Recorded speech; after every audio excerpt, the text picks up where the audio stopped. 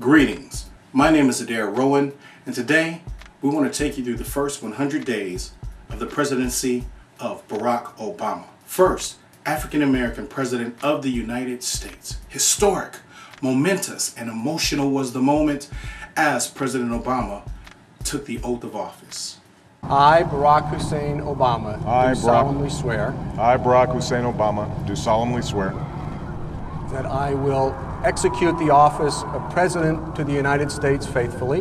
That I will execute the office of President of the United States. The office of President of the United States faithfully.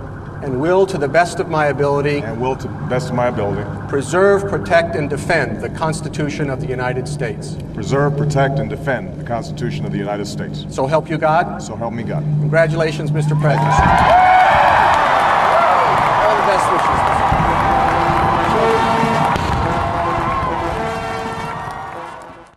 I took a moment to speak to some young students on the Texas Southern University campus, a historically black college, and I had differing opinions as to what President Obama's presidency meant to those individuals. I'm really hopeful for our country. I know a lot of people are talking about our race and our people, but just our country. You know, I really want to be able to travel when I graduate, and I want people to have a good perception of Americans, because it's important that we're able to interact with each other without bias, and especially when the biases come from things that, you know, I don't necessarily support. So I'm really hopeful for our country and for the change that's supposed to come. So far, I believe that Obama has been doing what has been expected from him. These white people, they want stuff to go fast, fast, fast, but they let Bush mess up the country for 8 years, and they expect this black man to fix the country in the first 80,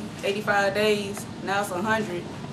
I mean, man, give this man a chance. We're gonna have to, it's gonna probably take 12 years to fix what Bush did. I'd have to say that it's actually a stepping stone, because every athletic accomplishment, every entertainer's accomplishment has been overshadowed by an accomplishment that has never been done in the history of America until 2009. So we finally have a black president, and we finally have a role model to look up to instead of the next rapper, the next athlete. We finally have an individual that stands for dignity, respect, and the way a real man should act.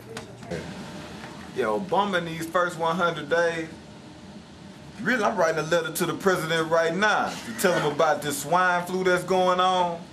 You know, 100 days is cool, but I need $1 for every day he been up in there. I'm still broke, still angry, and I don't know, black people as a whole, we still struggling. I mean, Hope was cool, Obama 08, but it's 09 now. I need money, summertime coming. Where my stimulus? Yeah, that's what's up, Obama. What's up, baby? I love you, man. Keep it real. Angry man.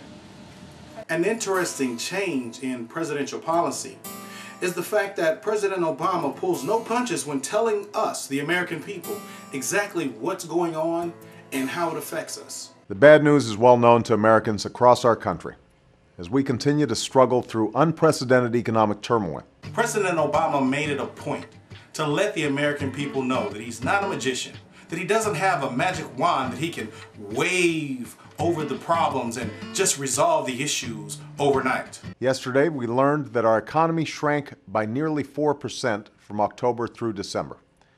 That decline was the largest in over a quarter century. One of the many hurdles inherited by President Barack Obama is the fact that, well, our food has become unsafe. Part of that problem has to do with issues regarding the FDA. Part of the reason is that many of the laws and regulations governing food safety in America have not been updated since they were written in the time of Teddy Roosevelt. It's also because our system of inspection and enforcement is spread out so widely among so many people that it's difficult for different parts of our government to share information, work together, and solve problems. And it's also because the FDA has been underfunded and understaffed in recent years. Another major issue that the Obama administration inherited from the Bush administration dealt with jobs, or rather, a lack thereof. Across the country, factories and other businesses are cutting back on their workforce. People who've been on the job for years are suddenly found themselves laid off or simply let go. Here's what our president had to say about that. Yesterday began with some devastating news with regard to our economic crisis, but I'm pleased to say it ended on a more positive note. In the morning, we received yet another round of alarming employment figures, the worst in more than 30 years.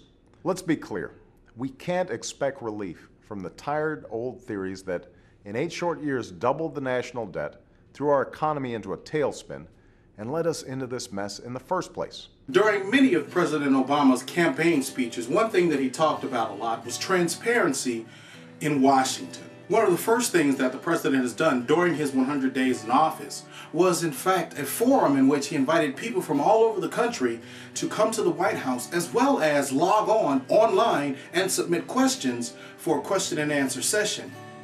Well, it is great to see all of you, and I am thrilled that all of you here in the White House and everybody who is viewing this online is participating in this experiment that we're trying out. During the presidential election of 2008, the state of Texas, oddly enough, even with high voter turnout, ended up going Republican. So it's actually not a surprise that the state of Texas has given President Obama a 44% approval rating. That's somewhat of an F, while the rest of the nation as a whole has given the president a 68% approval rating. The 68% approval rating hasn't been seen since the years of Kennedy. Not even Bill Clinton had those numbers. But I digress. For the first 100 days of office, President Obama has done an amazing job. He seems to be cool under pressure, and though he said it, his daughters may be a bit cooler than him, he's accomplished a number of things. One, he passed the American Recovery Act. He's also passed the stimulus package. He's also instituted the Troubled Asset Recovery Program. And though the bank bailout initially was under the Bush administration, it was inherited by President Obama, and the same gentleman who was over those programs is now in President Obama's cabinet, I don't see that being a big issue. Now, me myself, as an American citizen, what do I give the president for his first 100 days of office? It's interesting. I might give him a B+. That's simply because there are a number of things that he's been unable to accomplish. Yes, there was some issue about some earmarked bills in his stimulus package that he had to allow, and he did campaign saying that he would veto any bill with earmarks. But come on, people. In the political process, sometimes you have to give a little to get a little, even as President of the United States. So, again, for me, that would be a B+. And I think as American people, we need to understand that the president does not have a magic wand, and so the problems will not be resolved overnight. In the words of a great preacher I heard before, Pastor S.J. Gilbert I, if you keep doing what you're doing, you'll keep getting what you're getting. Meaning, as President Barack Obama put it, you can't allow the same things to keep going on without any changes and expect change to happen. That's why he's doing the job that he's doing. And quite personally, I think he's the best man for the job. Well, signing off, this is Adair Rowan, the first 100 days under President Barack Obama, first black president of the United States. Sorry, Bill, you didn't make it. Have a great evening.